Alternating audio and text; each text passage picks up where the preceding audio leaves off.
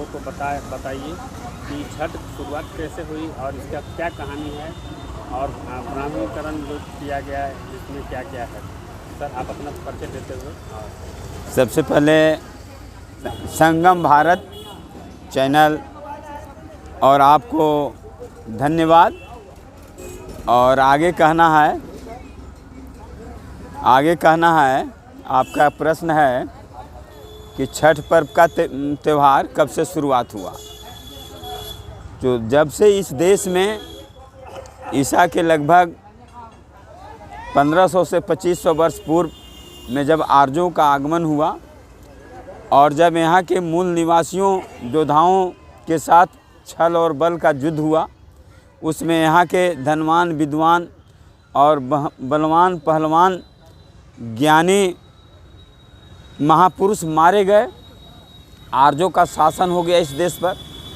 तो आर्यों ने इस देश के मूल निवासियों को हर तरह से तन मन धन कि आज का जो शिक्षा है सब शोषण क्या मांग शुरू किया और क्या शोषण का जो तौर तरीका बनाया। आइए हम चलते हैं। तो महिलाओं को शोषण करने के लिए भिन्न भिन्न तरीका बनाया। उसमें महिला लोग को छठ त्यौहार के माध्यम से बिना सिला हुआ कपड़ा पहनने के लिए आदेश दिया गया। जो उजला रंग का सादा कपड़ा सूती पहन करके अर्घ देने के लिए कहा गया, ताकि कपड़ा भींजने के बाद शरीर में सट जाता है और शरीर के अंदर आर पार पारदर्शक बन जाता है, कपड़ा दिखाई देता है। तो वो सुंदर महिलाओं को जिनकी कंस्ट्रक्शन बनावट किस अंग का किस तरह का है, यह जान करके सिलेक्शन और कलेक्शन करने के लिए यह त्यौहार चलाया गया।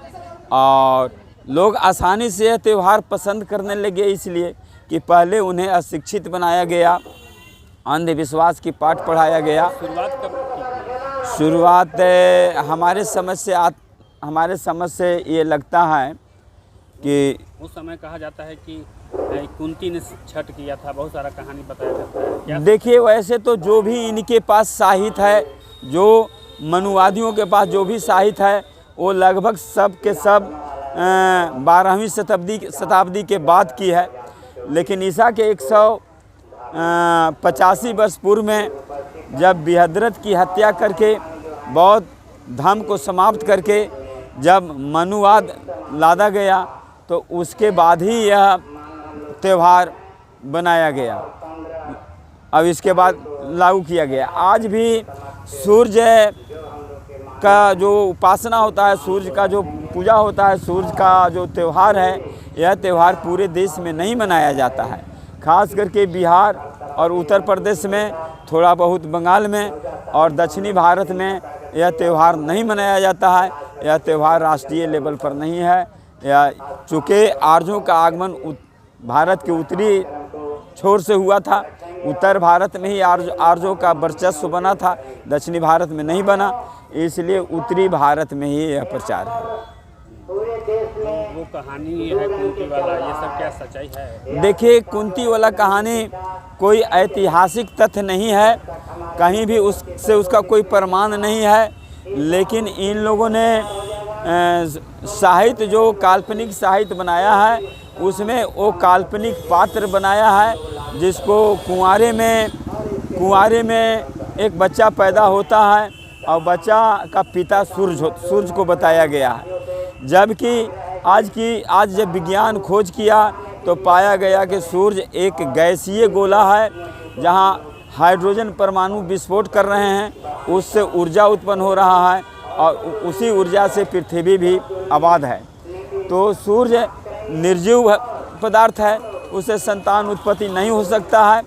लेकिन इन लोगों ने जो नियम बनाया था, उस नियम में कुंवारी बच्चियों को उस समय शोषण दमन होता था, जिसके चलते भारत के मूल निवासी बाल विवाह लागू किए थे और उनसे इज्जत आबरू बचाने के लिए रात्रि विवाह और विवाह के बाद सिंदूर प्रथा और भाला गणासा लेकर औजार लेकर के बरात जाने का प्रथा, ये सब आर्यों की वजह से भी किया गया था।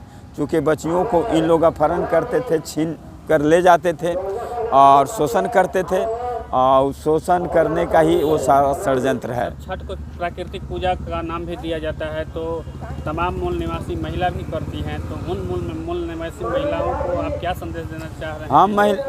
हम मूल निवासी महिलाओं को हम यह कहना चाहेंगे कि छठ पूजा करने से बिना सिला हुआ कपड़ा, एक छीने कपड़ा पहनकर स्नान करने से शरीर पारदर्शक हो जाता है और उससे अंदर का अंग दिखाई पड़ता है।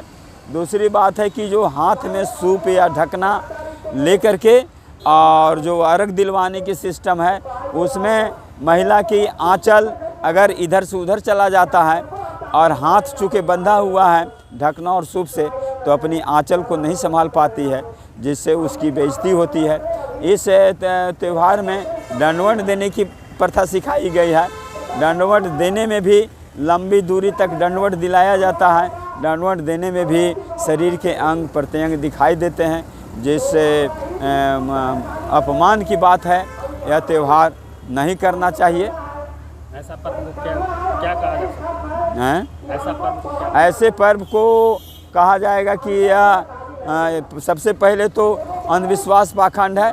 दूसरी बात है कि ऐसा पर्व जो है से मान सम्मान हानि का पर्व है। मान सम्मान महिलाओं को इससे जाता है, धन लुटता है। उस धन से अगर बच्चों को शिक्षा दिया जाए तो विकास होगा, लेकिन उस पर्व को में पैसा खर्च होता है, जिससे आर्थिक क्षति होती है। तो वैसे निवासी महिलाएं जो कर रही हैं, उसको किस तरह से करना चाहिए? उनको हम करवत प्रार्थना करना चाहेंगे कि आज ही से छठ त्यौहार करना छोड़ दें और उसमें जो भी रुपया खर्च होता है। प्राकृतिक पूजन कर रही है, एक तरफ नहीं, प्राकृतिक को मानते हैं। प्राकृतिक पूजन करने की ज़रूरी नहीं है। पूजा तो उस आदमी को उसको करना चाहिए जो जीवित है, हमारी आराधना को सुन सके और आराधना को सुनने के बाद हम पर कृपा कर सके। वह तो प्रकृति है, वह तो सबके लिए एक समान नियम लागू करता है, चाहे पूजा करे या ना करे। वो निर्जीव वस्तु है, उसको पूजा से कोई फर्क नहीं पड़ता है।